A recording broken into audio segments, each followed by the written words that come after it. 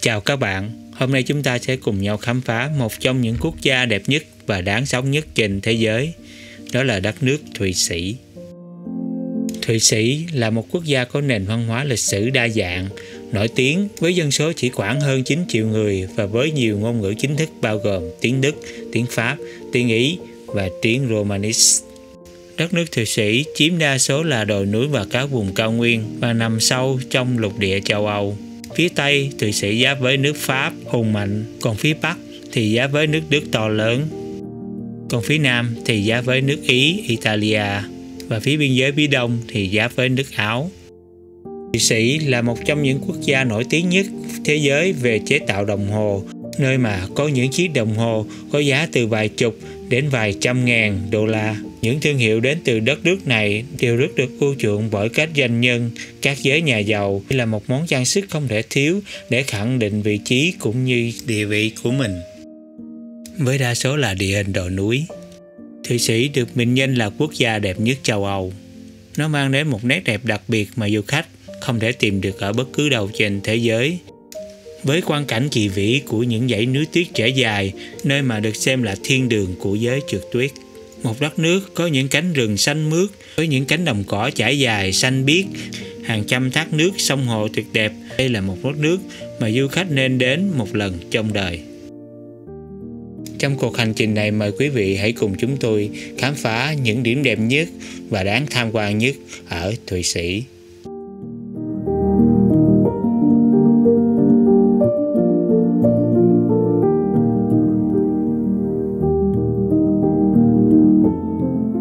Đoàn chúng tôi xuất phát từ nhà ga Interlaken để đón chuyến tàu điện đi lên núi Jungfrau, được mệnh danh là nóc nhà của châu Âu. Với địa hình đồi núi, những ngọn núi tuyết lấp ló ẩn hiện phía xa xa, còn hai bên đường là những bãi cỏ nhuộm một màu xanh rì tuyệt đẹp. Khung cảnh tuyệt đẹp và lãng mạn, đẹp như một câu chuyện thần tiên.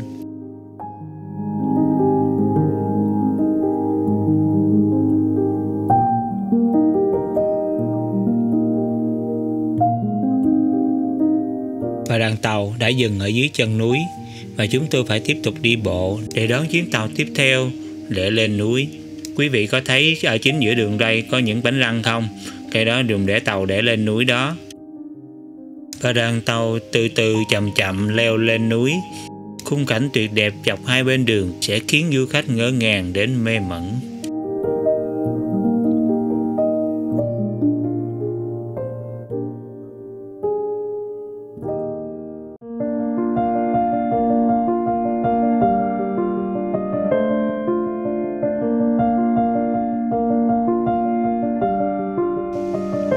Đoàn tàu cứ từ từ tiến lên, bỏ lại sau lưng một khung cảnh tuyệt đẹp đầy thơ mộng, khiến du khách đến nao nức trong lòng.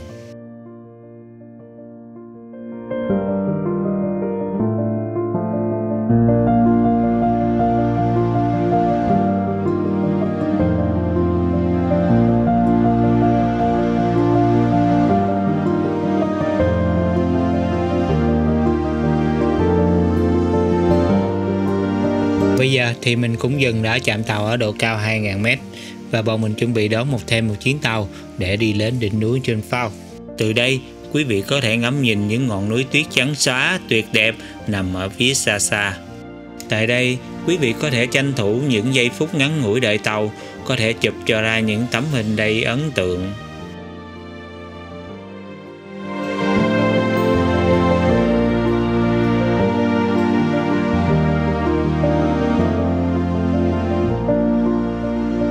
Chặng này, quý vị sẽ được khám phá một trong những công trình vĩ đại của người Thụy Sĩ. Họ đã đào một đường hầm xuyên từ lòng núi lên tới đỉnh núi. Chính vì vậy mà ngày nay du khách tất cả các mọi lứa tuổi đều có thể dễ dàng tiếp cận ngọn đỉnh núi Jungfrau, nóc nhà của châu Âu. Ở độ cao hơn 3.000 m, đập vào tầm mắt quý vị sẽ là từng dãy núi trắng xóa, phủ đầy tuyết, một khung cảnh bao la thiên nhiên hùng vĩ tuyệt đẹp hiện ra trước mắt.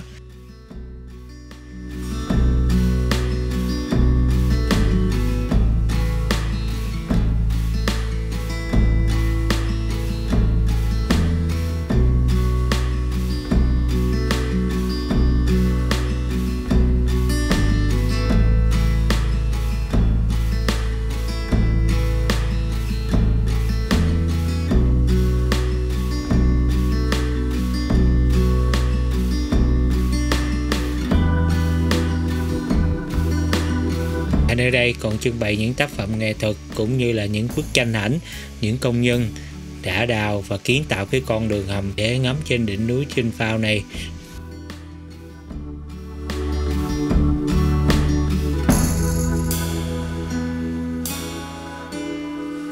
Ngoài ra quý vị cũng sẽ được dạo một hầm băng sâu trong lòng núi, mà nơi đây trưng bày nhiều tác phẩm được làm từ băng đá.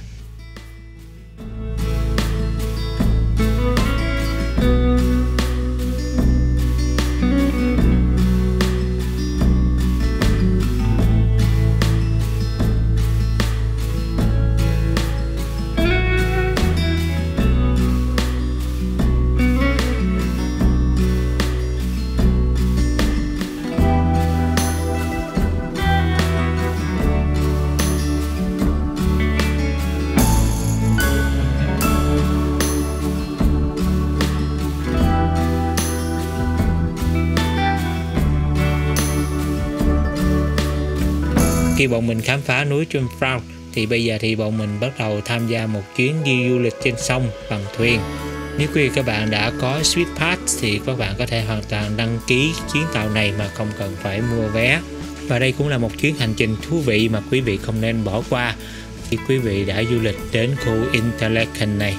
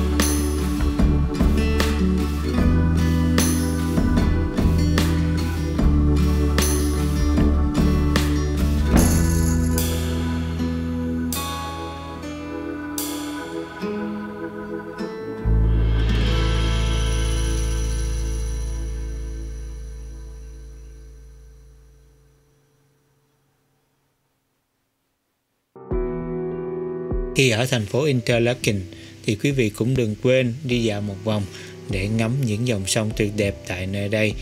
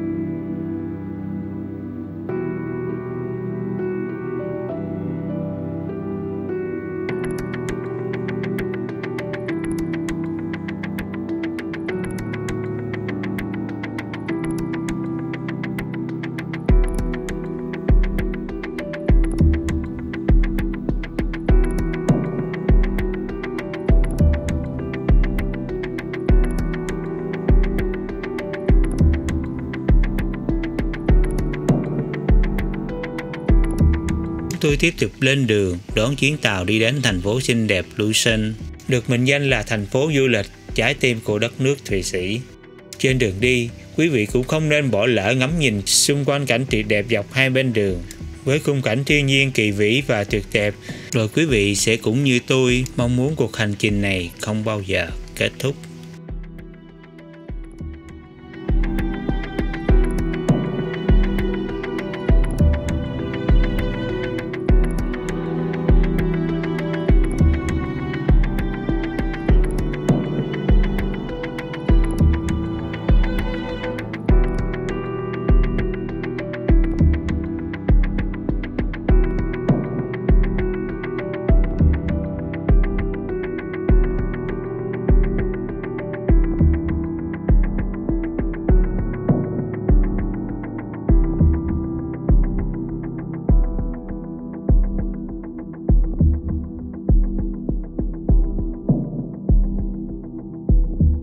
Địa điểm tiếp theo mà mình muốn giới thiệu với quý vị đó chính là thành phố cổ Lucerne.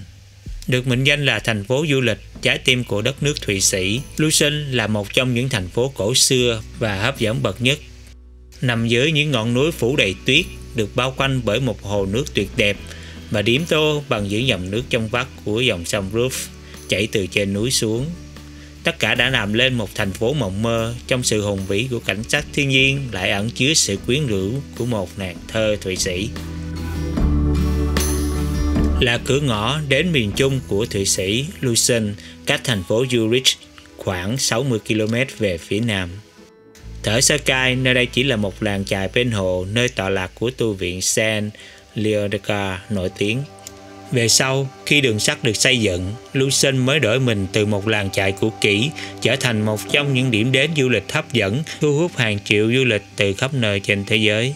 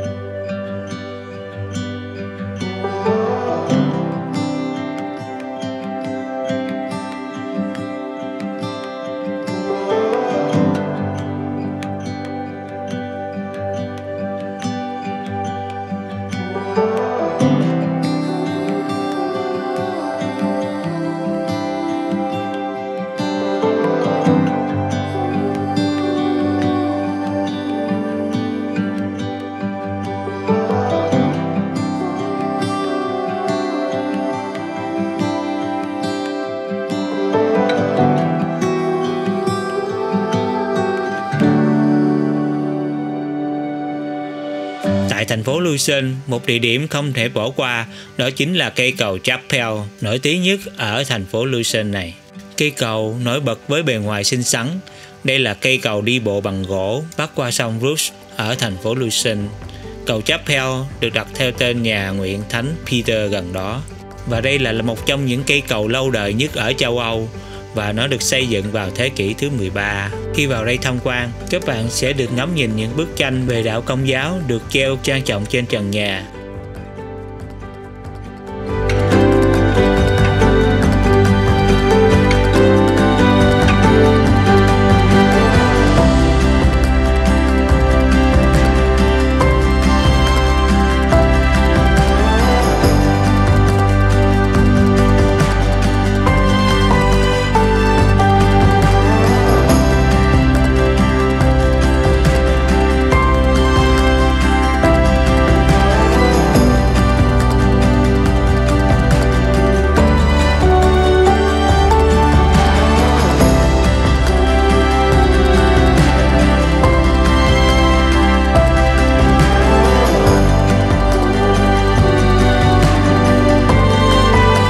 Địa điểm thú vị khác mà quý vị cũng không nên bỏ qua đó chính là bức tượng con sư tử nằm chờ chết. Đây là một tác phẩm bằng đá được điêu khắc rất là tinh xảo và sống động. Hình ảnh một con sư tử đã bị thương, trên mình vẫn còn cắm một cây giáo gãy. Tượng đá này đã được xây dựng để tưởng niệm hơn 600 binh sĩ Thụy Sĩ đã hy sinh trong trận chiến cuộc cách mạng Pháp bảo vệ cung điện của Louis XVI. Tác phẩm nổi tiếng thể hiện sự bi thương và đau đớn với hình ảnh con sư tử nằm chờ chết. Đội quân đánh thuê của Thụy Sĩ luôn nổi tiếng sự trung thành và dũng cảm và bảo vệ người khách hàng đến người cuối cùng. Tượng con sư tử nằm chờ chết trở thành một trong những biểu tượng quốc gia và đồng thời cũng là di sản văn hóa của Thụy Sĩ. Và bức tượng này được tạo ra bởi nghệ nhân Bertel Thorvaldsen và nó đã trở thành một trong những địa điểm rất thu hút khách du lịch quốc tế bởi câu chuyện đầy bi thương của nó. Điểm tiếp theo của cuộc hành trình chính là ngọn núi tuyết Titlis. Đây là một ngọn núi có nhiều hoạt động và các trò chơi trên tuyết với độ cao hơn 3.000 mét. Đây là một địa điểm hấp dẫn dành cho dân trượt tuyết với nhiều cung đường đa dạng phù hợp cho tất cả các trình độ. Đón đàn chúng tôi là một con sông có màu xanh ngọc tuyệt đẹp, được chảy từ trên núi Tuyết Liếc xuống. Chặng đầu tiên là quý vị có thể ngồi cáp treo nhỏ lên núi mà bọn mình đã chọn hình cờ Việt Nam. Và khung cảnh lên đỉnh núi Tuyết Liếc sẽ làm quý vị mê mẩn trước vẻ đẹp như một câu chuyện cổ tích.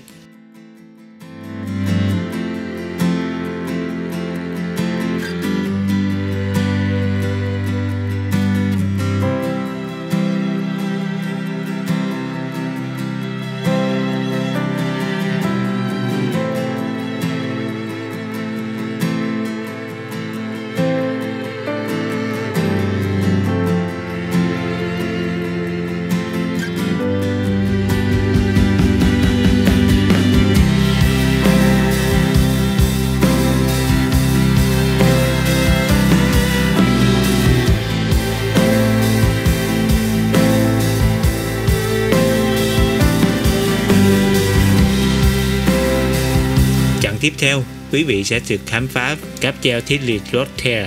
Đây là một trong những hệ thống cáp treo cao nhất và độc đáo nhất trên thế giới, có thể quay 360 độ. Quý vị có thể tận hưởng cảnh quan tuyệt đẹp xung quanh khu núi tuyết này.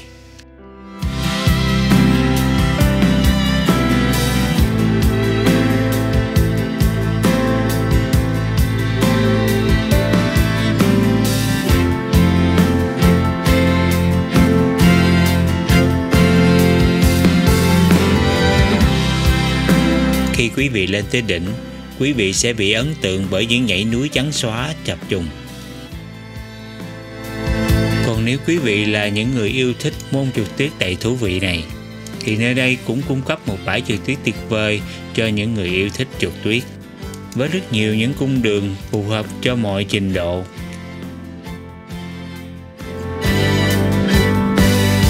Nếu như các bạn không biết trượt tuyết, cũng có thể dạo bộ xung quanh khu núi tuyết này, cũng là một trải nghiệm rất là thú vị.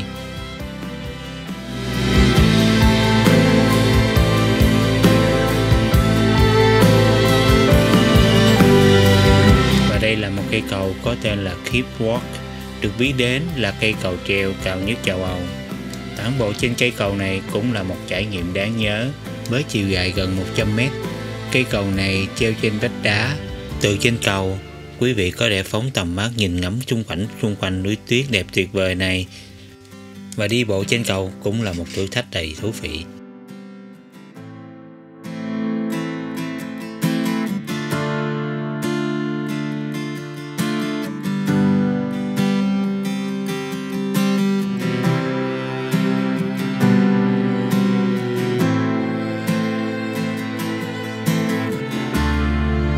Ngoài ra, quý vị cũng đừng quên trải nghiệm hệ thống cáp treo trên đỉnh núi Tuyết Liếc này.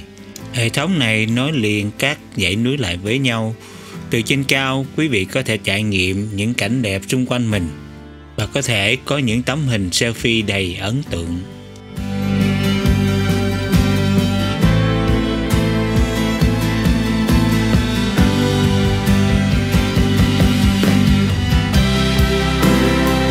Nếu quý vị không biết trượt tuyết thì quý vị cũng có thể tham gia những cái trò chơi dành cho những người mới bắt đầu.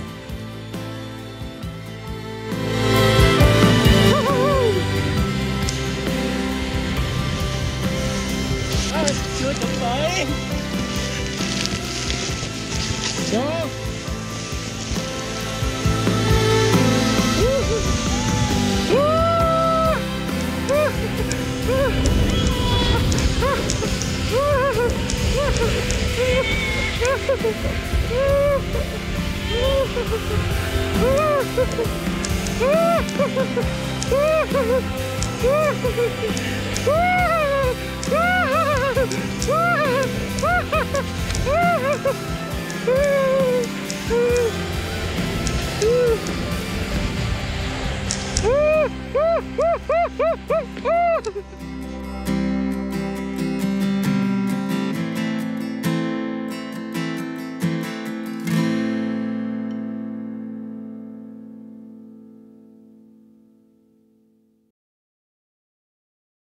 Tiếp theo là một điểm khá đẹp để ngắm thành phố Lucerne, đó chính là tòa thành và tòa tháp canh.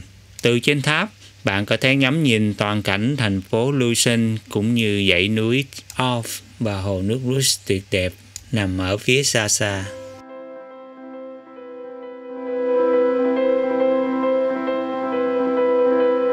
Tại nơi đây có tọa lạc một chiếc đồng hồ cổ. Nó được xem là một chiếc đồng hồ lâu đời nhất ở thành phố Lucerne. Nó được xây dựng vào thế kỷ thứ 15.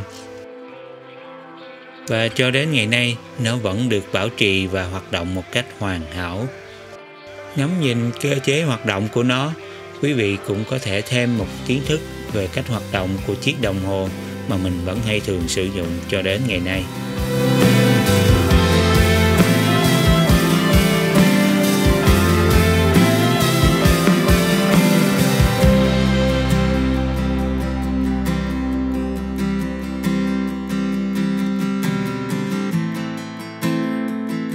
Quý vị cũng đừng nên bỏ qua tòa tháp cao nhất này ở trong tòa thành này nhé. Từ trên đây, quý vị sẽ ngắm nhìn toàn cảnh thành phố rất là đẹp.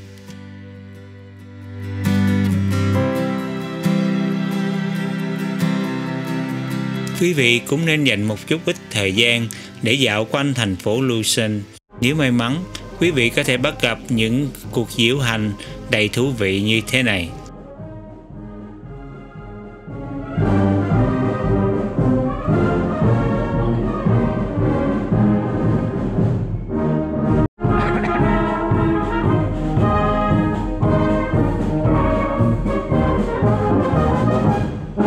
Địa điểm tiếp theo chính là thác Rhin, được bình chọn là một trong 10 thác nước đẹp nhất thế giới. Thác Rhin là món quà kỳ diệu mà mẹ thiên nhiên ban tặng cho đất nước Thụy Sĩ. Với dòng nước cuồn cuộn đổ xuống từ trên cao, tạo nên một khung cảnh thiên nhiên hùng vĩ và tuyệt đẹp. Nó không chỉ là ngọn thác lớn nhất Thụy Sĩ, mà còn được là ngọn thác lớn nhất châu Âu.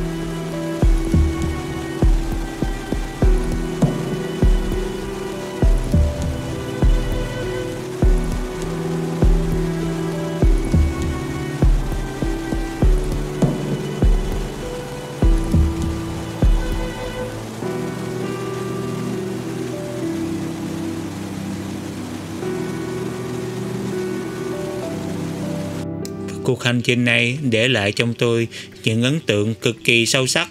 Một đất nước nhỏ bé nhưng cực kỳ xinh đẹp, đẹp như một câu chuyện thần tiên.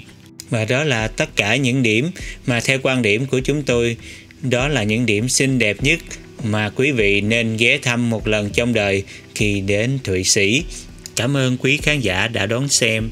Mong quý vị tiếp tục ủng hộ kênh của mình. Hãy like và share và subscribe kênh của mình.